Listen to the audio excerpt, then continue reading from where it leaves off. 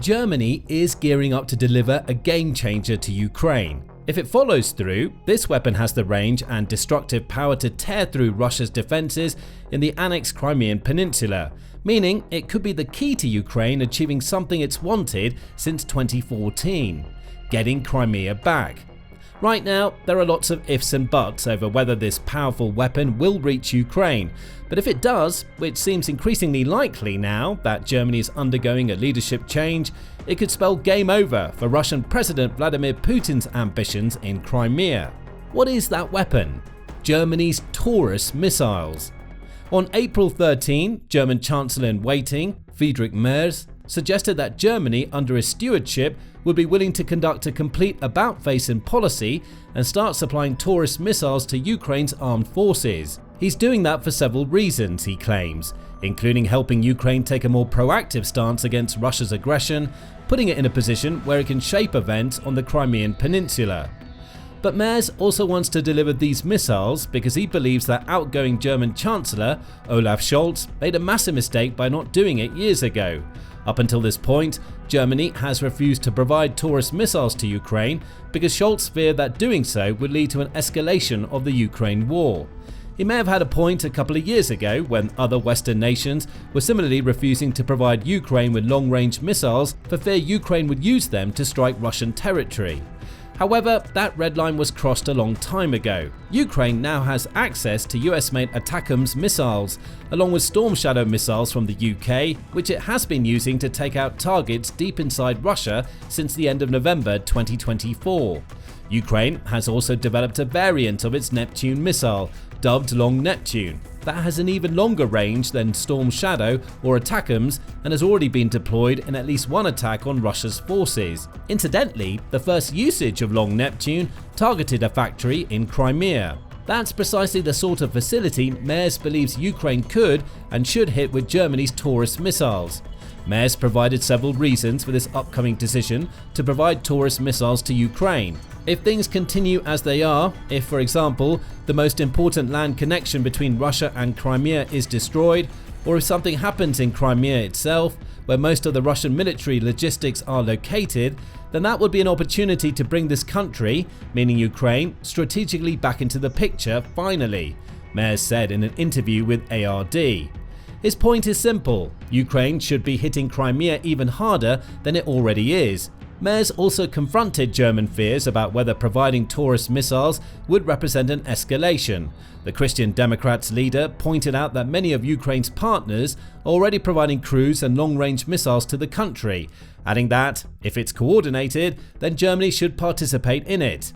Retaliation against Russia's recent deployment of Iskander and KN-23 missiles in Sumy also appears to be on Merz's mind. The Sumy strike, which was carried out as part of Putin's efforts to start a renewed spring campaign in northeastern Ukraine, targeted civilians instead of any defined military target. At least 34 people were killed when ballistic missiles carrying cluster munitions were deployed over Sumy city, with at least 100 more being injured. Merz decried the strike as a deliberate and intentional serious war crime, while noting that it is proof, if any were needed, that Germany needs to respond by providing Ukraine with even more powerful weapons. And I say to all those in Germany who naively call on Putin to come to the negotiating table, this is the answer, Merz roared. That's what Putin does to those who talk to him about a ceasefire. Merz also claimed that Russia's president sees any efforts Ukraine, the US or Europe makes to facilitate negotiations as a weakness to be exploited. So, Ukraine has to show him that such a weakness doesn't exist. The best way Germany can assist Ukraine in doing that, Merz asserts, is to follow the lead of many of Ukraine's other allies by delivering a game-changing missile that could end it all for Putin in Crimea. Those statements raise key questions. Why is Crimea so important when it comes to both the present and future of the Ukraine war? And just what could Germany's Taurus missile deliver to Ukraine? Starting with the latter question, the Taurus KEPD-350 is an air-launched long-range cruise missile that is precision-targeted and more than capable of decimating practically any target it hits. Developed and produced by Taurus Systems, a joint venture between MBDA in Germany and Saab in Sweden, it has a range that exceeds 310 miles, putting it slightly over the Storm Shadow and ATACMS Ukraine's other partners have provided, and it carries a two-stage tandem Mephisto penetrator warhead weighing around 1,060 pounds. It can also be launched from aircraft that Ukraine just so happens to be receiving from its Western partners. These include the US-made F-16, which Ukraine is already deploying in its airspace. The most recent batch of these fighter jets arrived in Ukraine toward the end of March, and more are coming. The Kyiv Independent reports that the Netherlands has pledged 24 of its F-16s to Ukraine, many of which have already been delivered. Denmark has also promised 19 of the aircraft, with Norway set to deliver between 6 and 22 depending on when it receives a new batch of F-35s from the United States. Belgium also says it intends to deliver some F-16s to Ukraine, again when it receives F-35s from the US. That's an impressive aerial force. With all of those jets having the potential to be loaded with Taurus missiles, Ukraine could launch from its own territory into the Black Sea or Crimea itself. The Taurus is also compatible with the Eurofighter Typhoon, for which Ukrainian President Volodymyr Zelensky has called multiple times during the war. Ukraine doesn't have Typhoons yet, though debates still rage in the UK and elsewhere about whether or not now is the time to start delivering those systems. If those debates play out in Ukraine's favour, it gets another attacking platform from which to launch Taurus missiles. Ukraine's air force would transform into one that Putin has to fear. So it's clear Ukraine has options when it comes to deploying the Taurus. But what else will make it an effective missile in the Crimean theatre? The previously mentioned Mephisto warhead plays a huge role. As a penetrator warhead, it's designed to be as effective as possible against both hardened and soft targets. In other words, it could penetrate the hardened roof of, say, a Crimean weapons storage facility just as easily as it can take out unprotected units on the ground. The warhead works by using a pre-charge during its first stage that's designed to take out the target's outer defenses. That charge is powerful enough to blast through thick concrete or other forms of armor. With a gap in defenses created, the Mephisto's second stage involves the delivery of a high explosive charge that is fired into the target. And then, boom, the charge explodes to devastate the target's internal components. This sort of design isn't unique. In concept, it's very similar to the Javelin weapons Ukraine has used to such excellent effect against Russia's tanks. However, Mephisto sets itself apart from other penetrators due to its combination of void sensing and layer counting technology. These features allow the warhead to essentially navigate through intermediate layers such as floors and ceilings until it reaches the point where it can cause maximum damage. So, let's say Ukraine targets a two-story ammunition storage facility where the munitions are stored on the bottom floor. Mephisto is strong and smart enough to not only break through that facility's roof, but to also smash through the ceiling of the top floor to deliver its explosive payload to the bottom floor. Combine that capability with the blast fragmentation capabilities of the Mephisto warhead, and you get a Taurus missile that's ideal for taking out hardened and even underground targets. It's fast too. Taurus missiles travel at speeds between Mach 0.6 and Mach 0.95, the latter putting the missile just short of the speed of sound. That's not so fast that Russia's more advanced aerial defense systems couldn't take it out. However, Ukraine has proven several times that it accompanies its missile strikes with hordes of drones used to confuse Russia's defenses so its missiles can fly past. It would use the same strategy with the Taurus to ensure Russia can do nothing about the missile when it's en route to a target. Taurus would also be among the most precise missiles Ukraine has in its arsenal if Merz follows through on his suggestions that Germany needs to provide it. The missile has a multi-mode navigational and guidance system that combines integrated GPS and an inertial navigation system. It also uses terrain reference navigation. This clever system provides the missile with what amounts to a digital map of the terrain below it, allowing it to fly at low enough altitudes to avoid enemy air defenses and radars. Add an infrared seeker into that navigational mix, and you also get a missile capable of mitigating the effects of jamming technology. What does all of this mean? Simple, the Taurus could spell game over for Putin in Crimea, which leads to the other question posed earlier. Why is Crimea so important to Putin? And perhaps more importantly, how could Ukraine use the Taurus to wrest control of the annexed territory out of Putin's hands? In 2014, Russia began a campaign of aggression that we now know served as the prologue for the much more intense invasion he launched in February 2022. That earlier aggression involved using pro-Russian separatist groups to wreak havoc in the Ukrainian oblast of Luhansk and Donetsk. However, Putin's main focus and his biggest victory was Crimea. At the time, Putin wanted to take control of the Crimean peninsula so he could use its strategic location to sway election results in Ukraine. Russia's leader wanted to install a pro-Russian Ukrainian president. Being able to present a threat via Crimea and the Black Sea to the south of Ukraine was his chosen pathway to doing that. Beyond this threat, Russia's annexation of Crimea also allowed it to take control of Sevastopol. The Carnegie Endowment says that this was both the largest and most pro-Russian city in Crimea, in addition to being home to a major port that feeds into the Black Sea. Putin's initial goal of using Crimea to get his way in Ukraine failed. Fast forward to the current Ukraine war, and Crimea has become important to Russia in other ways. Take Merz's claims that most of Russia's military logistics are located on the peninsula as an example. He's not wrong in that suggestion. Back in 2023, the Center for European Policy Analysis, or CEPA, said that around 85% of the logistics that serve the Russian front in South Ukraine run into the country via Crimea. Russia was using 3 massive cargo bulk carriers to ship military equipment from Sevastopol to Mariupol, which is in South Ukraine and is one of the territories that Russia has almost completely occupied. Putin tried to keep these equipment transfers a secret. The shops he sent had their names, numbers and GPS systems turned off, says CEPA. Also, Russia could avoid the application of sanctions against them. Since annexing Crimea, Russia has also developed a bridge linking the peninsula to Ukraine, along with attempting to renew a railway track that links Mariupol with several other key Russian regions, including Rostov-on-Don. The point here is that Crimea has become a key part of Russia's logistical network during the Ukraine war, and that makes the peninsula a key target for Ukraine. Zelensky's forces have already done plenty to weaken Crimea as a logistical hub for Russia.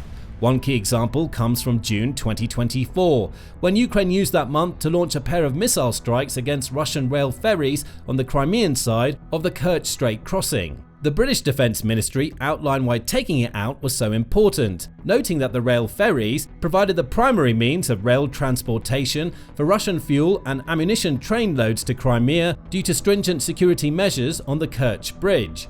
In other words, while the bridge was off limits, the railways allowed Russia to send fuel and supplies into Crimea, which then inevitably found their way into South Ukraine. Adding to this, the Atlantic Council reports that Ukraine had hit over a dozen military targets in Crimea between the start of 2024 and October of that year. Those attacks included strikes against several Russian air bases and radar stations, as well as communication points and aerial defenses. With these attacks, Ukraine weakened Putin's hold on the peninsula, the Council claims. And that leads back to the Taurus. It's clear at this point that Crimea is already a target for Ukraine. The 2024 strikes were also very intentional.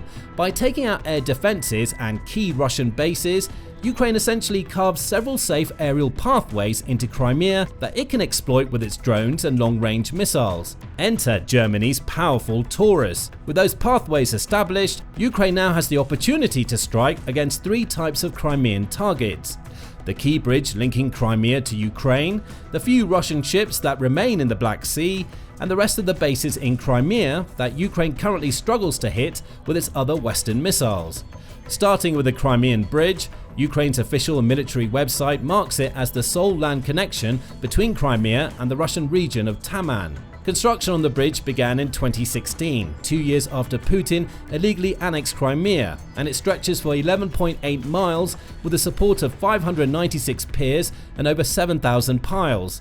Construction on the road portion of the bridge ended in April 2018, opening the door for Russia to start transferring supplies from Taman to Crimea.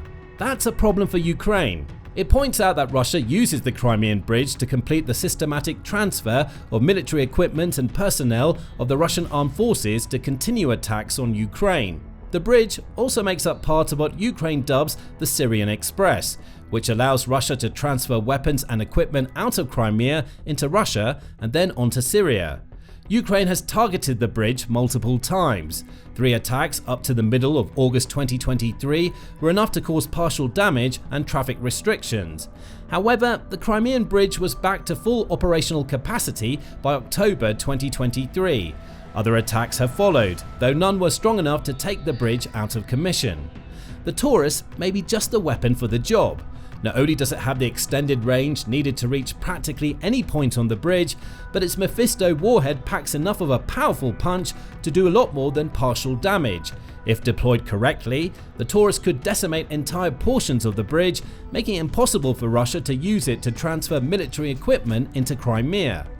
That would slow down Russia's southern front in Ukraine. It would also mean that Russia has to more heavily rely on the second potential target for the Taurus, ships sailing throughout the Black Sea. When the Ukraine war started, many commentators believed that the Black Sea would provide Russia with a massive advantage over Ukraine, and it should have. The dreaded Black Sea fleet could sail out of Crimea, taking control of the Black Sea to protect Russian cargo ships and even launch attacks against Ukraine. And for the first few months, that fleet proved effective. Ukraine lost its remaining surface vessels to the Black Sea Fleet during the early months of the war, meaning it had to come up with a more effective strategy for dealing with the key waterway. It did just that, with a clever combination of naval drones such as the Sea Baby and Magura, and its domestically made Neptune cruise missiles. On April 14, 2022, Ukraine successfully struck and sank the Moskva, the flagship of Russia's Black Sea Fleet, using 2 domestically produced R-360 Neptune anti-ship cruise missiles. This event marked a significant milestone in naval warfare, marking the first time that Russia experienced the loss of one of its flagships since the Russo-Japanese War of 1905. Since that early victory, Ukraine has managed to take out about a third of the 80 ships making up the Black Sea Fleet. The rest have retreated out of Ukraine's range, with many now hiding out in ports located in Crimea. Guess what the Taurus will allow Ukraine to do? Rather than waiting for ships to enter the Black Sea so they can be targeted with Neptune missiles and naval drones, Ukraine gets the option of hitting the withdrawn Black Sea Fleet ships where they're harbored. In doing so, it takes out the protection Russia offers to its cargo ships sailing into South Ukraine while wreaking more havoc on the Crimean ports than ever before. Which leads to a major potential target when Ukraine gets its hands on the Taurus, Crimea itself. Ukraine has shown a limited capacity to take out key bases and radar sites in Crimea. Taurus simply opens up even more options, and there are a lot to choose from. According to Pravda, in 2023, Russia took control of up to 223 active, conserved, and temporary military facilities in Crimea following the 2014 annexation of the peninsula. Those facilities range from weapon storage points and air bases to training grounds and possibly even facilities that store or manufacture radiation, chemical, and biological weapons. All are vulnerable to the Taurus and its Mephisto penetrator warhead, with the missile's massive range also ensuring that Ukraine can hit more of these types of targets than ever before. By now, you know what that means for Russia. More of its most vital logistical infrastructure lost, amounting to a weakened Russia presence in Ukraine's south. That's why Taurus has the chance to be such a game changer for Ukraine. For the first time since he invaded, Putin has to face the very real possibility that Ukraine will be able to conduct more than a handful of scattered strikes in Crimea. Everything that Russia has built on the peninsula now faces a massive threat, as do Putin's forces in Ukraine itself. Take out Crimea and you destroy the beating logistical heart of the Russian military. Olaf Scholz was hesitant to give Ukraine that capability during his chancellorship. Friedrich Merz isn't.